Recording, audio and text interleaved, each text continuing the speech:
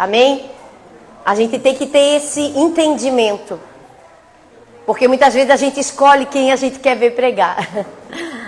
É óbvio, mas eu ou o pastor Guto, nós não somos absolutamente nada se nós não tivermos o Espírito Santo de Deus na nossa vida. Amém? Nós estamos numa campanha Fé para... Quem tem vencido aí todos os dias? Eita glória!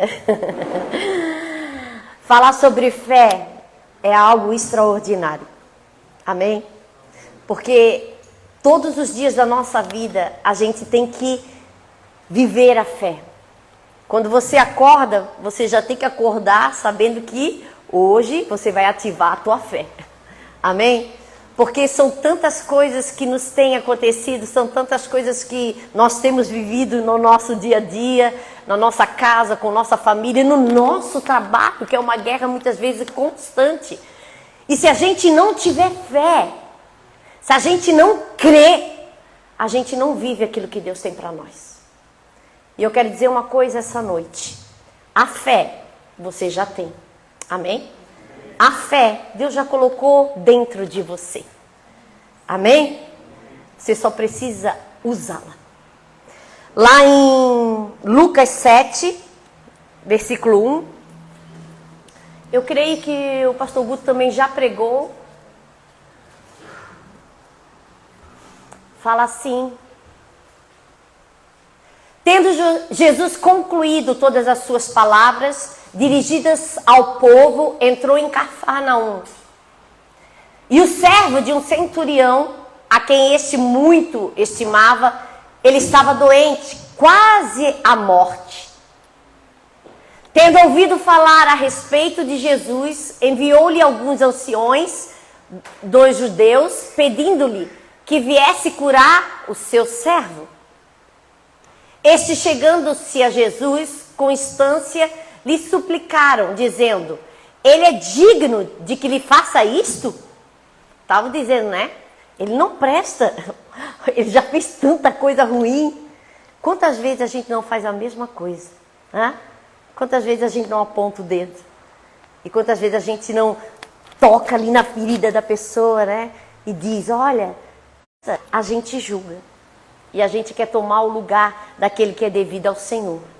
Amém? O nosso juiz. Porque é amigo do nosso povo. E ele mesmo nos edificou a sinagoga. Então Jesus foi com eles. E já perto da casa, o centurião enviou-lhe amigos para lhe dizer: Senhor, não te incomodes, porque não sou digno de que entres em minha casa. Por isso, eu mesmo não me julguei digno de ir ter contigo. Porém, manda com uma palavra, e o meu rapaz será curado. Porque também eu sou homem sujeito à autoridade. E tenho soldados às minhas ordens. E digo a este, vai, e ele vai. E ao outro, vem, e ele vem. E ao meu servo, faze isto, e ele o faz.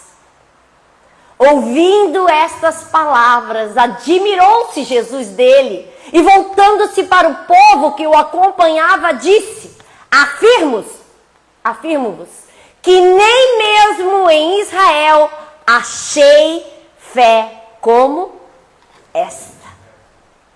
Aleluia. E voltando para casa, os que foram enviados encontraram curado o seu servo. Amém? Essa palavra é maravilhosa. Essa palavra, eu vou dizer de novo, ela é maravilhosa. Você consegue entrar e viajar nessa passagem? Eu fui com o pastor no cinema e a gente foi ver o The Chosen. E, nossa, teve uma parte que eles fizeram, a parte do centurião. E essa parte, ela me tocou muito. Porque nessa parte eles mudam algum contexto de algumas coisas do jeito de fazer, de falar. E nessa passagem, é como se o filho dele tivesse doente. E ele via que ele não era digno de receber Jesus, de falar com Jesus. Mas se nós observarmos, ele, no The Chosen, ele andava e cuidava do povo, né? Ele ficava ali rodeando o povo para ver se o povo não ia fazer alguma coisa. E ele era ruim mesmo. Só que no The Chosen, ele anda muito e fala muito com Mateus. E ali ele começa a observar tudo o que Jesus fazia e tudo o que Jesus realizava. Então, aquele homem, ele começou a se alimentar da palavra de Jesus. Porque, queridos, não tem como você vir na igreja, mesmo que você esteja completamente destruído, arruinado. Tem gente que muitas vezes entra bêbado, entra drogado, entra sequelado, mas essa pessoa, ela senta no lugar onde você está e ela começa a absorver a palavra de Deus. E ela começa a ser regenerada, ela começa a ser alimentada, ela começa a ser curada, ela começa a ser transformada, porque quando a palavra de Deus, ela entra no nosso espírito, em o nosso coração, nós não temos como ser a mesma pessoa. E aquele centurião, ele começou a ouvir a palavra, ele começou a se alimentar da palavra, mesmo que ele sabia que ele estava ali para fazer outra coisa, para ir contra tudo aquilo que estava sendo pregado. E aos poucos ele foi se alimentando. E é tão interessante que quando o cara começa a tentar, os fariseus, a prender Jesus, a dar um jeito de maquiar toda a história para que ele fosse preso, esse centurião, ele sempre voltava atrás, porque ele não queria mais fazer parte daquilo. Porque a palavra já tinha entrado nele. A palavra já tinha começado a transformar a vida dele. E o ponto final foi quando ele precisou de uma cura para o seu empregado. Ele sabia que só tinha uma pessoa que podia fazer aquele milagre acontecer. E essa pessoa se chamava Jesus. E na parte do The Chosen foi tão interessante, porque ele pede para falar, eu não me lembro muito bem, mas ele pede para falar, acho que Mateus, e ele chega até ele, e ele fala, vai lá, fala com ele, entra.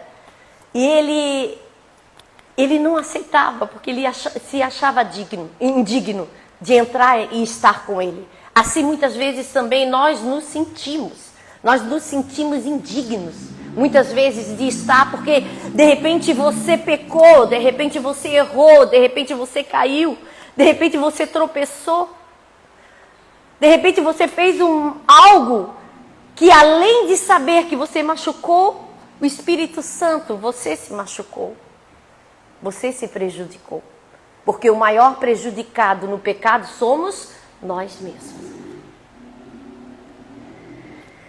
E o diabo, ele é tão nojento que ele começa a jogar setas e nos alimentar com essas setas. Outro dia nós estávamos conversando entre as mulheres e alguém me perguntou, eu não sei até se foi a Madê, eu não me lembro, e falou, tá, pastora, mas então como é que o diabo, ele joga as setas e ele então conhece a gente? É óbvio que ele conhece. Ele sabe as nossas fraquezas. Ele sabe as nossas falhas. Porque nós estávamos conversando que aquilo que está na nossa mente, nos nossos pensamentos, ele não sabe. Por isso que a gente fala em orar em espírito com Deus. Mas isso é outra pregação. E aquilo começou a mexer com aquele homem. E ele vai até Jesus. E quando ele chega lá, ele fala que ele não era digno. Ele manda os seus servos primeiro. Só que Jesus está falando essa noite que você é digno de tudo aquilo que Ele lutou por você. Jesus está falando para você hoje que você é digno de tudo o que Ele sofreu naquela cruz por você, por amor a você. Para que nós vivamos a fé de Deus, nós precisamos ter uma mente renovada. A mente renovada, ela é capaz de criar um contexto para a fé. A fé, ela não vem da mente. A Bíblia diz que é do coração que o homem crê para a justiça. A fé não é uma questão intelectual, mas a mente renovada, uma mente sarada, uma mente curada, ela cria um contexto para a fé. O centurião, ele entendeu isso. Ele entendeu os caminhos de Deus. Ele entendeu a natureza do reino de Deus. Porque ele sabia que ali se encontrava um homem de Deus. Ele sabia que ali encontrava alguém que curava, alguém que sarava, alguém que não importava a classe, se era sábado, se era domingo, se era dia de semana, ele estaria ali para fazer um milagre acontecer. Aquele homem era diferente para ele. Então ele tinha entendido o reino dos céus. Jesus respondeu para ele, tão impressionado com a sua compreensão, com a fé daquele homem. A fé, ela frequentemente será demonstrada como um entendimento do reino. A fé da entrega e não do esforço. Amém? As pessoas confundem algo muito importante. As pessoas acham que fé é você se esforçar. Que fé é esforço. Mas fé não é esforço. Fé é entrega. Amém? Fala para a pessoa que está do teu lado. Fé é entrega. Por que fé é entrega, pastora? Porque quando nós temos fé, nós vamos entregar absolutamente tudo para Deus. Absolutamente tudo. Você descansa nele. Você se rende para ele completamente. Você não desconfia de absolutamente nada. Você diz, Senhor, o meu problema está aqui. Eu não tenho isso, isso e isso. Eu sou incapaz disso, disso e disso. Amanhã, os credores vão estar na minha porta. Amanhã, eu vou receber um diagnóstico que o médico disse que eu já tenho. Mas eu entrego para ti. Eu entrego. Eu entrego a minha incapacidade, a minha ansiedade. Eu entrego a minha preocupação. Eu entrego os meus defeitos. Eu entrego absolutamente tudo para ti. E a entrega, ela é fundamental na tua fé. Porque se você não entregar, você não está acreditando nele. Se você não der a ele absolutamente tudo na tua vida, esqueça. Você não acredita nele. Ou você vem para Jesus e se entrega por completo, ou você vai viver capengando a vida toda pela metade. É ou não é? Quando meu filho de 4 meses morreu no meu braços, eu tinha que ter fé para saber e a certeza que Jesus ia ressuscitar ele. Eu tinha tanta fé nele, apesar de ter chorado, de ter berrado, que eu disse para o pastor assim: vai para a igreja e vai fazer o que tu ia fazer, pregar. Eu não pedi para ele ir comigo, mesmo meu filho tendo morto nos meus braços. Eu disse: faz o que você ia fazer, porque se o diabo quer tentar parar nós, ele não vai conseguir. Então faça o que você ia fazer e deixa que o resto Deus vai fazer. Eu não precisei nem chegar no hospital. Deus mandou 2 anjos e o meu filho foi completamente ressuscitado. Mas para isso acontecer, eu precisei confiar nele. Se eu dissesse: não, pelo amor de Deus, eu me abandono nessa hora, nosso filho está morto, eu já tentei de tudo, não vai dar certo, sabe? E realmente eu tinha tentado absolutamente tudo. Só que a gente tem que entender que nós não conseguimos absolutamente nada se não tiver ele e no nosso tudo. Não tem ninguém melhor para cuidar da tua filha do que ele. Ele sabe os teus problemas. Ele sabe dos teus desejos, das tuas ansiedades, das tuas preocupações. Então você tem que ter fé. Então isso é uma entrega. Não é esforço, é uma submissão ao Espírito de Deus. É a palavra de Deus e os encontros e experiências com Ele, as quais nos levam a pensar e ver diferente. O que levou aquele centurião a chegar diante de Jesus e dizer para ele que ele não precisava ir, que se ele mandasse somente uma palavra, aquele homem seria curado? Foi justamente isso. Ele começou a pensar e ver diferente. Quando nós andamos com Jesus, nós pensamos e vemos diferente. Amém? Nós vemos que o centurião, ele observava Jesus, ouvia Jesus, se alimentava da palavra, ouvindo até que a palavra penetrou e trouxe uma fé para a vida daquele centurião, ao ponto de falar para Jesus. A Bíblia diz que lá em Hebreus 11:6, sem fé é o quê? Impossível agradar a Deus. Então, se Deus está falando que sem fé é impossível agradar a Ele, nós precisamos de fé. Amém? Nós precisamos ter fé nele.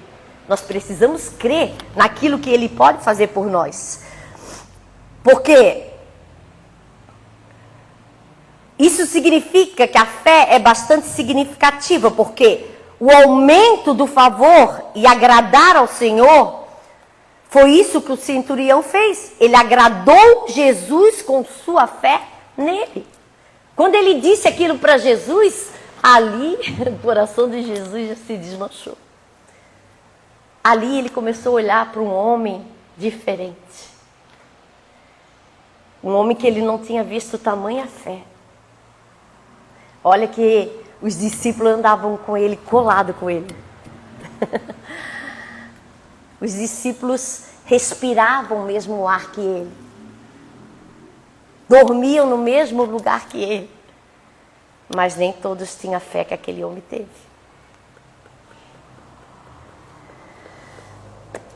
Uma das coisas que aprendemos é que a fé, ela não cresce com esforço, mas ela cresce com a rendição.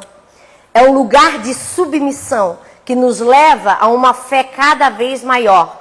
Se tivermos essas coisas em mente, nos manterá longe da autoempolgação, que é uma falsificação da verdadeira fé.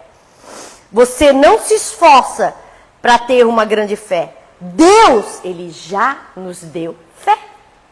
Amém? Primeiro, a fé, você precisa entender que ela é um fruto do Espírito e um dom do Espírito. Amém? Gálatas 5.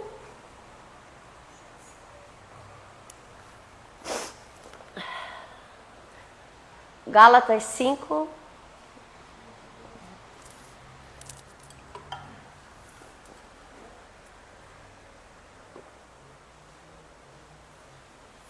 Não deu? Mas o fruto do Espírito é amor, alegria, paz, longanimidade, benignidade, bondade, fidelidade, mansidão, domínio próprio. Contra essas coisas não há lei. Os que são de Cristo Jesus crucificaram a carne com as suas paixões e concupiscências. Amém? Fidelidade é um meio termo do fruto do Espírito. Uma fruta, um fruto, para ele crescer, para ele se fortificar, ele tem que ser alimentado. Amém? Você tem que se poldar, você tem que botar água, você tem que fazer toda uma técnica para que ele cresça. A mesma coisa é nós. Amém? Todos os dias nós temos que trabalhar em nós. Injetar a alegria, a mansidão, domínio próprio, fidelidade, perseverança. A mesma coisa um músculo, né? Os homens aí que são fortes.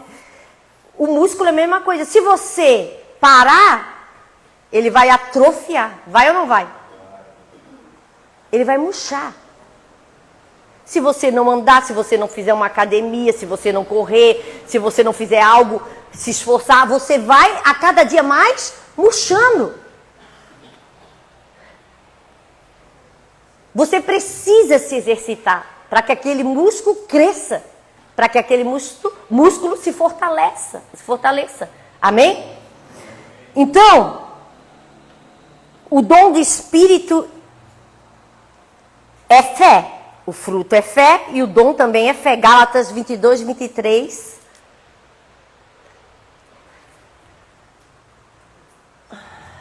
Mas o fruto do Espírito é amor, alegria, paz, longanimidade, benignidade, fidelidade. Mansidão, domínio próprio, e contra essas coisas não há lei. Agora vai em Efésios 2, 8.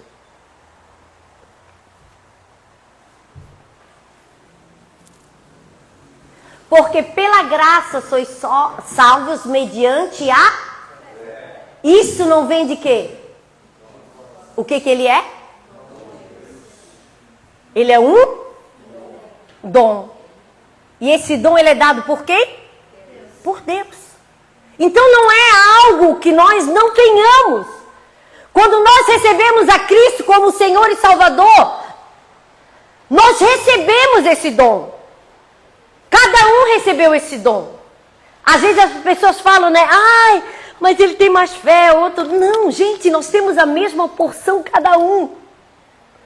Só que vai de cada um viver essa fé ou não.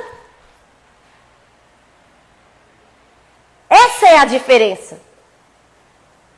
A diferença é que uns acreditam, creem e vivem essa fé continuamente na sua vida. E outros não. Quando o problema bate, quando a doença vem, quando questões que você precisa realmente de uma provisão, de um milagre, aparecem na sua vida, você deixa muitas vezes de ter fé e crer em Jesus. E muitas vezes você questiona Ele. Uma das coisas que a gente mais vê quando vê notícias ruins e tu vai nesses Instagram da vida e começa a ler o que o pessoal está falando ali. Ah, onde é que está Deus? Por que essa desgraça aconteceu com fulano? Por que essa desgraça aconteceu? É triste ouvir isso. Como se Deus fosse culpado por tudo isso que nos está acontecendo. Deus não é culpado. Amém? Deus nunca será culpado. Nunca. Pelo contrário. Se nós estamos hoje vivos e respirando, é porque nós temos um Deus que nos ama. Um Deus que nos ama. Um Deus que nos responde todos os dias. Fé não vem de determinação, mas de uma entrega, de um relacionamento com Deus. Quando eu me relaciono com Deus, mais fé eu vou tendo. Outro fato importante é que a fé, ela vem pelo ouvir e ouvir a palavra de Cristo. A fé vem pelo ouvir. A fé é a evidência de um relacionamento em que você está ouvindo a Deus. Amém? Teu pai está lá, ó.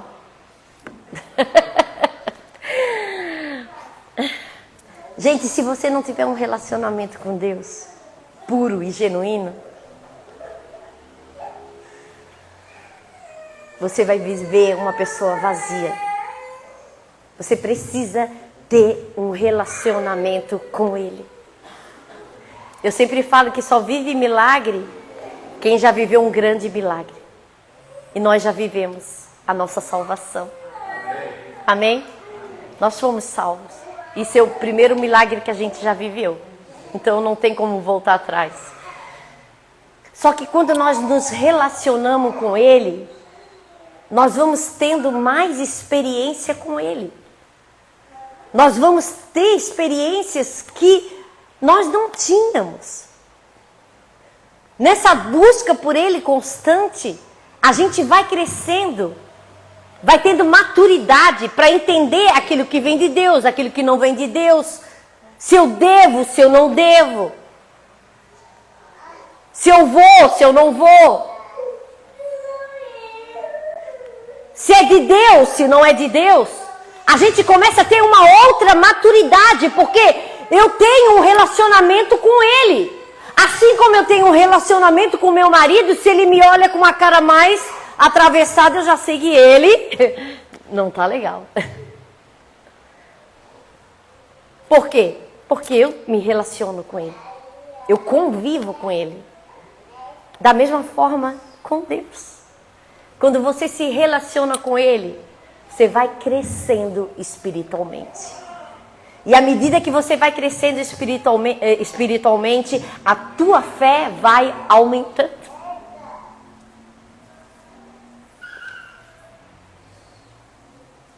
Eu gosto sempre de falar da passagem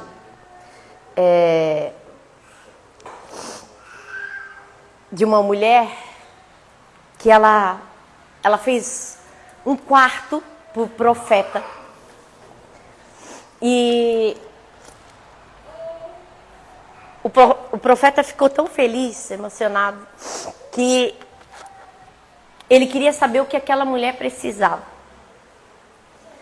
E ele começou a perguntar para o servo dele, Geazi, o que ela precisava. E ele descobriu que aquela mulher, ela não tinha filhos. Ela era estéril. E aquele homem orou por ela. E ele... Obrigada. Ele orou por ela. E ela teve um filho. Então, você imagina, você querer algo,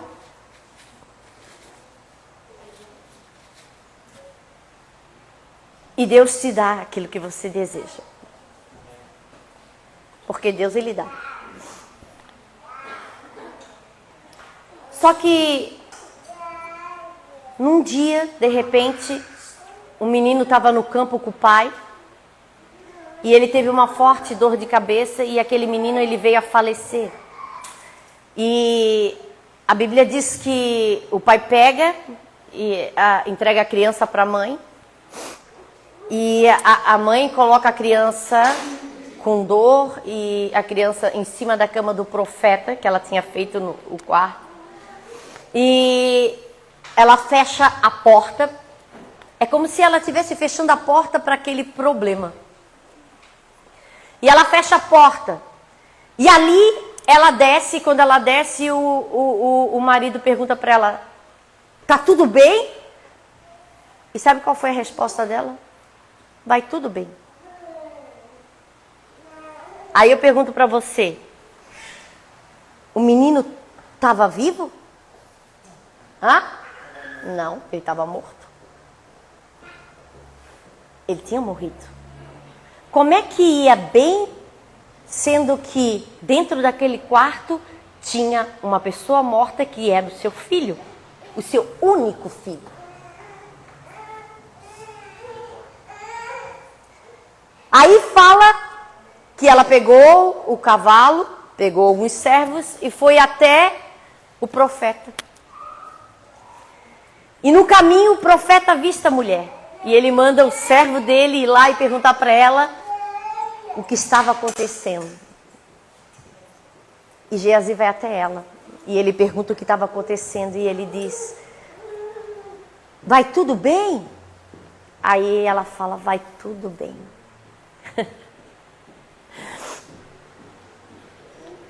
E ela vai até o profeta. Chegando no profeta, ela fala o que precisava ser falado.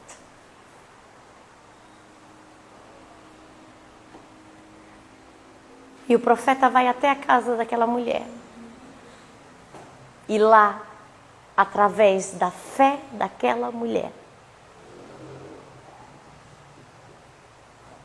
ele ora e a criança ressuscita. Fé que nos faz vencer. Fé que move obstáculo. Fé que não nos para. Fé que nos faz acreditar e passar por tudo o que nós temos que passar.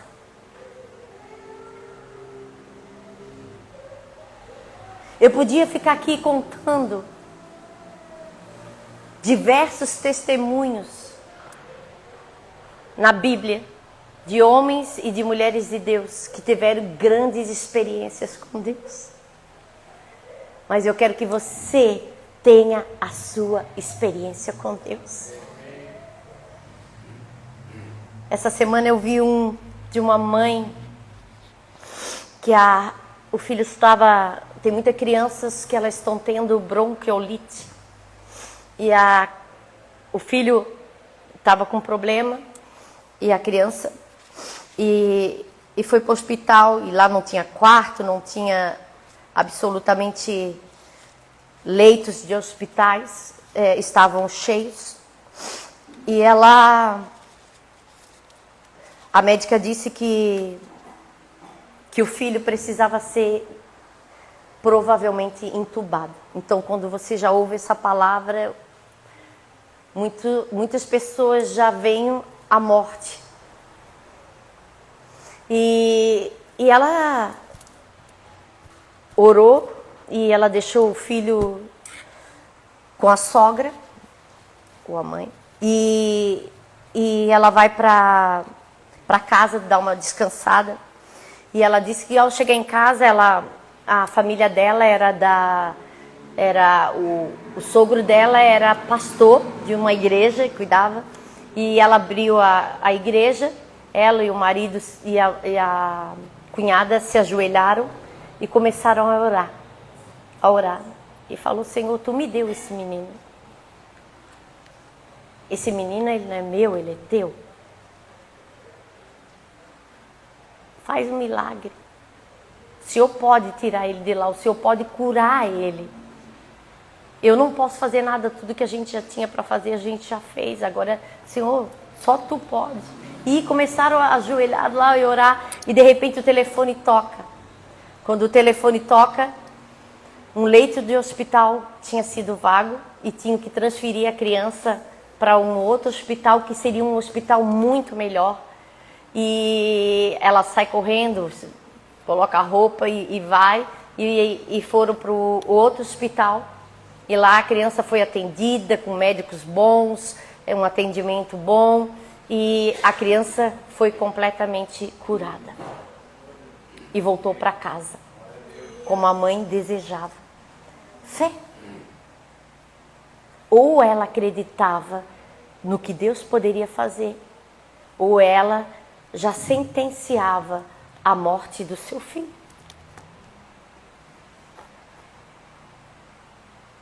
Eu vi outro testemunho também. Esse até, eu acho que o pai nem era cristão, mas eu vejo que ele já estava tendo um entendimento de que era Deus. O menino, a mãe dele tinha feito uma piscina na casa. E ele estava em casa e nessa reunião em família. E nessa reunião em família eles estavam jogando sinuca, né? E a criança estava ali e de repente ele olhou para o filho não estava doente, ele olhou para o filho e viu o filho branco, pálido, como se ele estivesse doente. E ele começou a dizer para as pessoas, ele não está bem, eu acho que ele está doente, olha como ele está branco. Aí as pessoas olharam para ele, nada a ver, ele é assim, sempre foi assim, não sei o quê. E ele assim, não, ele não está legal. E aí o menino estava dormindo, e ele adormeceu, deixaram ele dormindo e estavam jogando sinuca. E de repente a criança acorda e ela vai até onde eles estavam, que era a parte jogando sinuca, que era um pouco afastada da piscina. E num desse, né, descuidado, digamos assim, nessa coisa de não olhar, a criança vai para a piscina. E ele,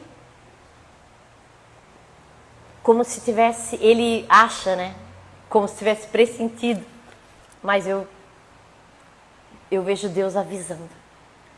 E ele dá um estralo e sai. E nisso, quando ele sai, Deus é tão maravilhoso que a criança, ela não chegou a se afogar totalmente porque tinha um tapete, um tapetinho. E esse tapete, ela ficou se segurando no tapete. E quando ele chegou, a criança só tinha, se bebeu um tisco de água. A criança não morreu. Quando uma pessoa se afoga por beber água e não perder a respiração, ela fica branca, às vezes, sei lá, roxa, né? E Deus já estava avisando que algo ia acontecer, para que ele prestasse atenção. E ele sabe disso. O que eu quero dizer essa noite, nada na nossa vida passa desapercebido por Deus. Tudo o que acontece na nossa vida, Deus sabe. Para tudo na nossa vida, Deus sempre tem um escape. Para tudo na tua vida, sempre vai fazer você vencer. Amém? Você crê nisso? Amém. Você tem que crer. Eu já estou há 30 e poucos anos com ele. E ele nunca me deixou na mão. E não é porque eu sou pastora, eu sou um ser humano que nem vocês. Eu tenho os mesmos erros que nem vocês. Eu não sou perfeita. Mas se tem uma coisa que eu aprendi depois que eu voltei para ele, é confiar totalmente nele. Amém? Fecha os teus olhos.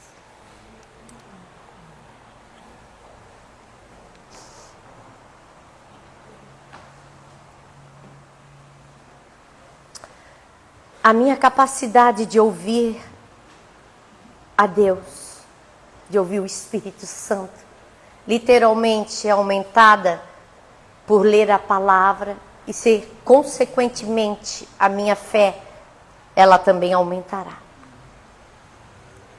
Quando você vem ao culto, e você se alimenta da palavra de Deus, você é fortalecido, você é sustentado todos os dias. Isso não significa que você não vai errar, não vai falhar.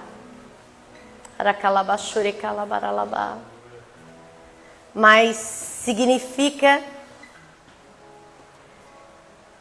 que Deus, Ele está trabalhando em você.